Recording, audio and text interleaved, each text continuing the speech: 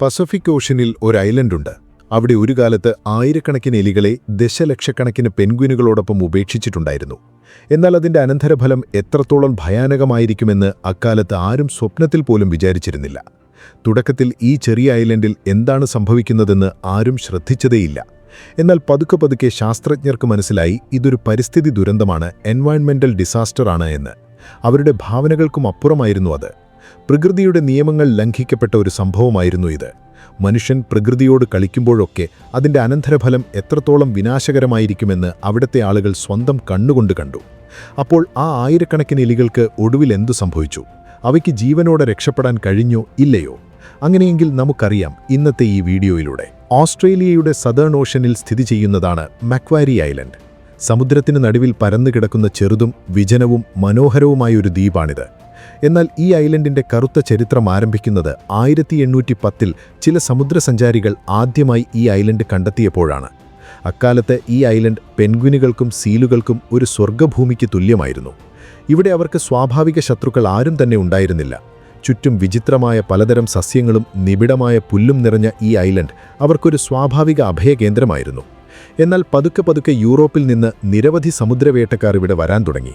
സീലുകളുടെ മാംസത്തോടും അവരുടെ ചർമ്മത്തോടുമുള്ള അത്യാഗ്രഹം കാരണം അവരിവിടെ വലിയ തോതിൽ ഫർ സീലുകളെ ക്രൂരമായി വേട്ടയാടാൻ തുടങ്ങി.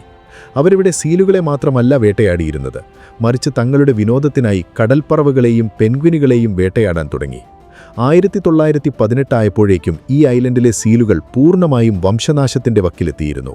എന്നാൽ ഈ ഐലൻഡിൽ സമുദ്രവേട്ടക്കാർ മാത്രമല്ല വന്നിരുന്നത്. അവരുടെ കപ്പലുകൾക്കൊപ്പം എലികളും ഇവിടെ എത്തിച്ചേർന്നിരുന്നു. കപ്പൽ തീരത്ത് നിർത്തിയിട്ടിരുന്ന സമയത്ത് ഈ എലികൾ ദ്വീപിലേക്കിറങ്ങി പരക്കുകയായിരുന്നു ചെയ്തിരുന്നത്. തുടക്കത്തിൽ ഈ ചെറിയ എലികളെ ആരും തന്നെ ശ്രദ്ധിച്ചില്ല. എന്നാൽ ഈ ചെറിയ ജീവികൾ പെട്ടെന്ന് തന്നെ ഈ പുതിയ പരിസ്ഥിതിയുമായി പൊരുത്തപ്പെട്ടു. എന്നാൽ ഇവയുടെ യഥാർത്ഥ ഭീഷണി പുറത്തുവന്നത് ആളുകൾ ഇവയുടെ പ്രത്യുൽപാദന ശേഷി കണ്ടപ്പോഴാണ്. സാധാരണയായി ഒരു പെണ്ണെലിക്ക് വെറും 21 മുതൽ 25 ദിവസത്തിനുള്ളിൽ 6 മുതൽ 12 കുട്ടികൾക്ക് വരെ ജന്മം നൽകാൻ കഴിയും. അത്ഭുതകരമായ കാര്യമെന്തെന്നാൽ ഇവയുടെ കുട്ടികളും വെറും 4 മുതൽ 5 ആഴ്ചയ്ക്കുള്ളിൽ വളർന്ന് പ്രത്യുൽപാദനം നടത്താൻ പ്രാപ്തരാവുകയുമായിരുന്നു. ഇതിന്റെ അർത്ഥം ഒരു മുതിർന്ന എലിക്ക് വെറും 6 മാസം കൊണ്ട് സ്വന്തം കുടുംബത്തിന്റെ സഹായത്തോടെ 500 മുതൽ 1000 വരെ പുതിയ എലികളെ ഉണ്ടാക്കാൻ കഴിയുമെന്നാണ്. ഇനി ഈ ഐലൻഡിൽ എലികളെ കൊല്ലാൻ ഒരു സ്വാഭാവിക വേട്ടക്കാരൻ ഇല്ലാതിരുന്നതിനാൽ ഇവയുടെ ജനസംഖ്യ അതിവേഗം വർദ്ധിച്ചുകൊണ്ടിരുന്നു. പതുക്കെ പതുക്കെ എലികളുടെ ഈ വർദ്ധിച്ചുവരുന്ന ജനസംഖ്യ മക്വാരി ഐലൻഡിനെ എലികളുടെ ഒരു ദ്വീപാക്കി മാറ്റി. ഈ എലികൾ ഇവിടെയുള്ള പക്ഷികളുടെ മുട്ടകളും അവരുടെ കൂട്ടിലുള്ള കുഞ്ഞുങ്ങളെയും നശിപ്പിക്കാൻ തുടങ്ങി. യഥാർത്ഥത്തിൽ ഇവിടുത്തെ കടൽപ്പറവകൾ പകൽ സമയത്ത് സമുദ്രത്തിന് മുകളിലൂടെ പറക്കുകയും രാത്രിയിൽ നിലത്തുള്ള മാളങ്ങളിൽ കൂടുണ്ടാക്കി താമസിക്കുകയുമാണ് ചെയ്തിരുന്നത്. എലികൾ വരുന്നതിന് മുൻപ് ഈ പക്ഷികൾക്ക് പുതിയൊരു ഭീഷണിയും നേരിടേണ്ടി വന്നിരുന്നില്ല. അതുകൊണ്ട് അവർ യാതൊരു ഭയവുമില്ലാതെ നിലത്ത് കൂടുണ്ടാക്കുകയും മുട്ടയിടുകയും ചെയ്തിരുന്നു. എന്നാൽ എലിക്കൂട്ടം ഈ ഐലൻഡിൽ പടർന്നതോടെ അവ ഈ കൂടുകളെ എളുപ്പത്തിൽ ലക്ഷ്യമാക്കുകയും അവയെ പൂർണ്ണമായും നശിപ്പിക്കാൻ തുടങ്ങുകയും ചെയ്തു. ഈ എലികൾ പക്ഷികൾക്ക് മാത്രമല്ല നാശനഷ്ടം വരുത്തിയിരുന്നത്, മറിച്ച് ഇവിടുത്തെ പഴങ്ങൾ, പൂക്കൾ, വിത്തുകൾ, പുതിയ സസ്യങ്ങളെപ്പോലും നശിപ്പിക്കാൻ തുടങ്ങി. ഈ കാരണത്താൽ ഐലൻഡിൽ പുതിയ മരങ്ങളോ സസ്യങ്ങളോ വളരാൻ കഴിഞ്ഞിരുന്നില്ല. പതുക്കെ പതുക്കെ ഈ ഐലൻഡിന്റെ പച്ചപ്പ് ഇല്ലാതാകാൻ തുടങ്ങി. തുടക്കത്തിൽ സമുദ്രവേട്ടക്കാർ ഈ ഐലൻഡിന്റെ ഇക്കോസിസ്റ്റത്തിൽ സംഭവിക്കുന്ന മാറ്റങ്ങൾ അത്ര ശ്രദ്ധിച്ചിരുന്നില്ല. എന്നാൽ അവർ വേട്ടയാടാൻ വരികയും തങ്ങളുടെ കൂടെയുള്ള ഭക്ഷണം സൂക്ഷിച്ചു വെക്കുകയും ചെയ്യുമ്പോൾ എലിക്കൂട്ടങ്ങൾ തങ്ങൾ ശേഖരിച്ചു വെച്ച ഭക്ഷണം നശിപ്പിക്കുന്നത് അവർ കണ്ടു. പതുക്കെ പതുക്കെ അവർക്ക് മനസ്സിലായി ഈ ഐലൻഡിൽ നിന്ന് പക്ഷികൾ ഏതാണ്ട് അപ്രത്യക്ഷമായി കൊണ്ടിരിക്കുകയാണ്. ഈ എലികളുടെ ശല്യത്തിൽ നിന്ന് രക്ഷപ്പെടാൻ വേട്ടക്കാർ തങ്ങളുടെ കൂടെ ചില പൂച്ചകളെ പിടിച്ചുകൊണ്ടുവന്ന് ഈ ഐലൻഡിൽ വിട്ടു. ഈ പൂച്ചകൾ എലികളെ കൊല്ലുമെന്നും തങ്ങളുടെ ഭക്ഷണം സുരക്ഷിതമായിരിക്കുമെന്നും അവർ പ്രതീക്ഷിച്ചു. എന്നാൽ ഇവിടെ നിന്നാണ് മക്വാരി ഐലൻഡിന്റെ രണ്ടാമത്തെ വലിയ പ്രശ്നം ആരംഭിച്ചത്. പൂച്ചകൾ എലികളെ പൂർണ്ണമായും ഇല്ലാതാക്കുമെന്നാണ് വേട്ടക്കാർ കരുതിയത്.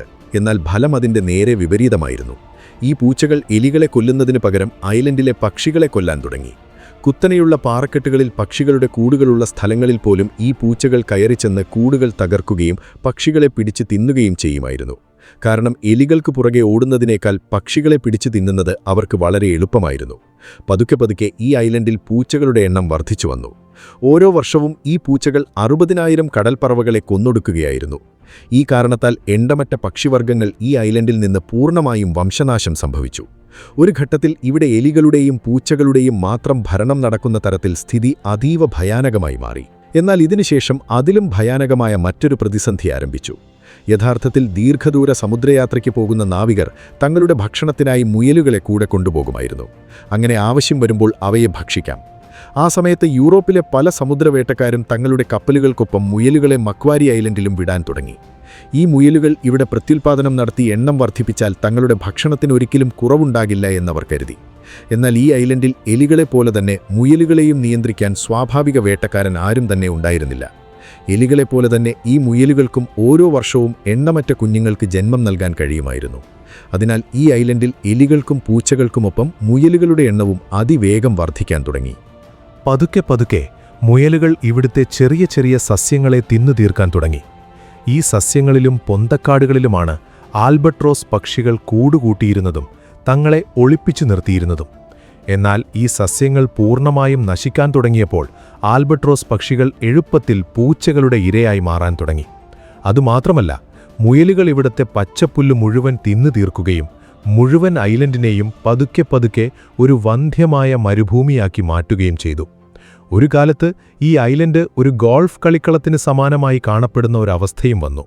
മുയലുകൾ ഇവിടെ സസ്യങ്ങൾ മാത്രമല്ല തിന്നിരുന്നത്, മറിച്ച് ചെറിയ മരങ്ങളുടെ വേരുകൾ വരെ പിഴുതു തിന്നുമായിരുന്നു. ഇതുകൂടാതെ അവ മണ്ണ് തുരന്ന് തങ്ങളുടെ മാളങ്ങളും കൂടുകളും ഉണ്ടാക്കി. ഇക്കാരണത്താൽ മണ്ണ് ദുർബലമായി മാറി. പതുക്കെ പതുക്കെ ഇവിടെ മണ്ണൊലിപ്പും ഉരുൾപൊട്ടലും പോലുള്ള പ്രശ്നങ്ങളുണ്ടാകാൻ തുടങ്ങി. ഈ ഉരുൾപൊട്ടൽ കാരണം പക്ഷികളുടെ കൂടുകളും നശിച്ചു പോകുമായിരുന്നു. 2006-ൽ ഈ ഐലൻഡിന്റെ കിഴക്കൻ ഭാഗത്ത് ഭയങ്കരമായ ഒരു ഉരുൾപൊട്ടലുണ്ടായി. ആ ഉരുൾപൊട്ടലിൽപ്പെട്ട് എണ്ണമറ്റ പെൻകുരുകൾ മരിച്ചു വീണു. എന്നാൽ അപ്പുറത്ത് എലികളെ കൊല്ലാൻ കൊണ്ടുവന്ന പൂച്ചകൾ ഇപ്പോൾ എലികൾക്ക് പകരം പക്ഷികളെയും മുയലുകളെയും വേട്ടയാടാൻ തുടങ്ങിയിരുന്നു. ഇത്രയും ഭക്ഷണം എളുപ്പത്തിൽ ലഭിച്ചതിനാൽ പൂച്ചകളുടെ എണ്ണവും വളരെ വേഗത്തിൽ വർദ്ധിക്കാൻ തുടങ്ങി. മറുവശത്ത് മുയലുകളുടെ പ്രത്യുൽപാദനശേഷി അതിലും കൂടുതലായിരുന്നു. ഒരു പെൺമുയലിന് വെറും 1 മാസത്തിനുള്ളിൽ 6 മുതൽ 12 കുട്ടികൾക്ക് ജന്മം നൽകാൻ കഴിയും. കൂടാതെ വെറും 4 മാസം കൊണ്ട് തന്നെ പെൺമുയൽ പൂർണ്ണമായും വളർച്ചയെത്തി കുട്ടികളെ പ്രസവിക്കാൻ പ്രാപ്തയാകും. അതുകൊണ്ട് പൂച്ചകൾ കൊല്ലുന്ന മുയലുകളെക്കാൾ എത്രയോ വേഗത്തിലാണ് അവയുടെ ജനസംഖ്യ വർദ്ധിച്ചിരുന്നത്. ഏതാനും വർഷങ്ങൾക്കുള്ളിൽ ഈ ഐലൻഡിലെ മുയലുകളുടെ എണ്ണം 100,000-ന് മുകളിലെത്തി. ഇപ്പോൾ ഈ ഐലൻഡിൽ 3 ജീവികൾ, എലികൾ, പൂച്ചകൾ, മുയലുകൾ ഒരുമിച്ച് ചേർന്ന് മുഴുവൻ ഐലൻഡിന്റെയും ഇക്കോസിസ്റ്റത്തെ പൂർണ്ണമായും നശിപ്പിക്കാൻ തുടങ്ങി. പതുക്കെ പതുക്കെ ഈ ഐലൻഡിലെ പച്ചപ്പുല്ലും ഇലകളും ഏതാണ്ട് പൂർണ്ണമായും തീർന്നു. ഇപ്പോൾ പക്ഷികളും ഇവിടെ വരുന്നത് നിർത്തിയിരുന്നു. ഏകദേശം 15 മുതൽ 20 വരെ വർഗത്തിൽപ്പെട്ട പക്ഷികൾ പെട്ടെന്ന് ഈ ഐലൻഡിൽ നിന്ന് അപ്രത്യക്ഷമായി. ഒരു കാലത്ത് ജൈവ വൈവിധ്യത്തിന്റെ പ്രതീകമായി കണക്കാക്കപ്പെട്ടിരുന്ന മക്വാരി ഐലൻഡ് ഇപ്പോൾ പൂർണ്ണമായും നശിച്ചുപോയിരുന്നു. ഈ ദുരന്തത്തെക്കുറിച്ച് സർക്കാരിന് മനസ്സിലായപ്പോൾ ഈ ഐലൻഡിന്റെ ജൈവ വൈവിധ്യത്തെ എങ്ങനെയെങ്കിലും പുനരുജ്ജീവിപ്പിക്കണമെന്നവർ തീരുമാനിച്ചു. അങ്ങനെ ഒടുവിൽ ഓസ്ട്രേലിയയിലെയും ടാസ്മാനിയയിലെയും സർക്കാരുകൾ ഒന്നിച്ചു ചേർന്ന് ഏറ്റവും ആദ്യമായി ഈ ഐലൻഡിൽ നിന്ന് പൂച്ചകളെ മാറ്റാൻ തീരുമാനിച്ചു. പലയിടങ്ങളിലും കെണികൾ വയ്ക്കുകയും പൂച്ചകളെ പിടിച്ച് ഈ ഐലൻഡിൽ നിന്ന് മറ്റു സ്ഥലങ്ങളിലേക്ക് മാറ്റുകയും ചെയ്തു. വെറും 2 വർഷത്തിനുള്ളിൽ ഏകദേശം 5000 പൂച്ചകളെ വെടിവെച്ചു കൊന്നു. എന്നാൽ പൂച്ചകളില്ലാതായതോടെ മറ്റൊരു പുതിയ പ്രശ്നം ഉടലെടുത്തു. മുയലുകളുടെ എണ്ണം പെട്ടെന്ന് പല മടങ്ങ് വേഗത്തിൽ വർദ്ധിച്ചു.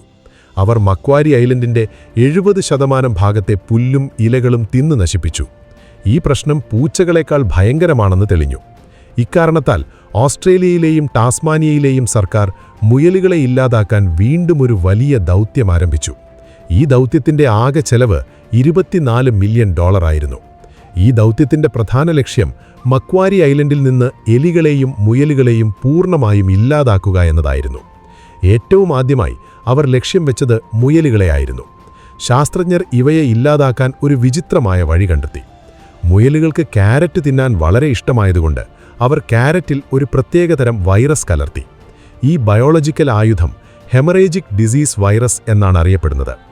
ഈ ക്യാരറ്റുകൾ മുയലുകളുടെ മുന്നിൽ വെച്ചുകൊടുത്തു.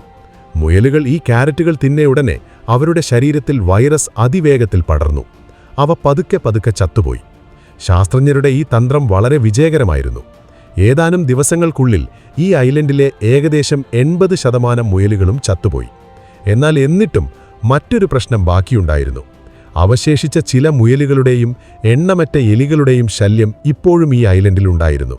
പ്രത്യേകിച്ച് ഈ എലികളെ ഇല്ലാതാക്കാൻ ശാസ്ത്രജ്ഞർ മറ്റൊരു സ്മാർട്ട് പ്ലാൻ തയ്യാറാക്കി. ഈ പ്ലാൻ അനുസരിച്ച് അവർ 300 ടൺ വിഷം നിറഞ്ഞ ക്യാപ്സ്യൂളുകൾ ഹെലികോപ്റ്റർ വഴി മക്വാരി ഐലൻഡിൽ മുഴുവൻ വിതറി, പെൻഗുനുകളുടെയും സീലുകളുടെയും പ്രദേശം മാത്രം ഒഴിവാക്കിക്കൊണ്ട്. ഇതിന്റെ ഫലം വളരെ അപകടകരമാണെന്ന് തെളിഞ്ഞു. എണ്ണമറ്റ എലികളും അവശേഷിച്ച മുയലുകളും ഏതാണ്ട് പൂർണ്ണമായും ഇല്ലാതായി. ശാസ്ത്രജ്ഞർ ഈ ദൗത്യം ശീതകാലത്താണ് നടത്തിയത്. കാരണം ആ സമയത്ത് പല വർഗത്തിൽപ്പെട്ട പക്ഷികളും ഐലൻഡ് വിട്ട് മറ്റു പ്രദേശങ്ങളിലേക്ക് കുടിയേറുമാറുണ്ട്. ഇക്കാരണത്താൽ പക്ഷികൾക്ക് യാതൊരു ദോഷവും വരുത്താതെ എലികളെയും മുയലുകളെയും കൊല്ലാൻ സാധിച്ചു. ദൗത്യത്തിനിടയിൽ ഒരു ടീം നിരന്തരം താഴെ വീഴുന്ന മൃഗങ്ങളുടെ ചത്ത ശരീരങ്ങൾ ശേഖരിച്ചുകൊണ്ടിരുന്നു. കടൽപ്പറവികൾ ആ വിഷം കലർന്ന മൃഗങ്ങളുടെ മാംസം കഴിച്ച് രോഗബാധിതരാകാതിരിക്കാൻ വേണ്ടി. എന്നാൽ ഇതിനുശേഷവും ശാസ്ത്രജ്ഞരുടെ ടീമിന് പൂർണ്ണമായും ആശ്വസിക്കാൻ കഴിഞ്ഞില്ല.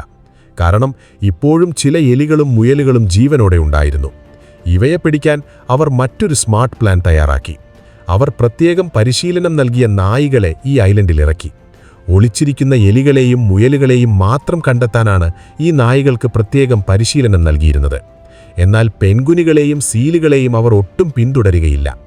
ഇവിടെ ആ പരിശീലനം നൽകിയ നായികൾ ഒളിച്ചിരിക്കുന്ന എലികളുടെ രഹസ്യതാവളങ്ങൾ ഓരോന്നായി കണ്ടെത്തിക്കൊണ്ടിരുന്നു.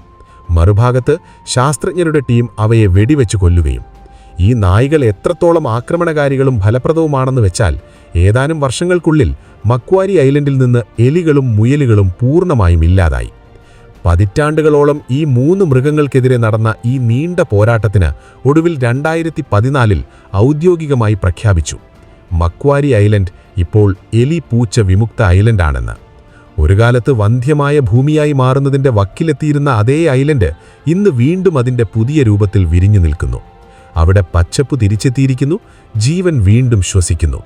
ഒരു കാലത്ത് ഈ ഐലൻഡിൽ നിന്ന് വംശനാശം സംഭവിച്ചുപോയ പക്ഷികളുടെ വർഗ്ഗങ്ങളും ഇപ്പോൾ പതുക്കെ തിരിച്ചെത്താൻ തുടങ്ങിയിരിക്കുന്നു. അപ്പോൾ ഇന്നത്തേക്ക് ഇത്രമാത്രം.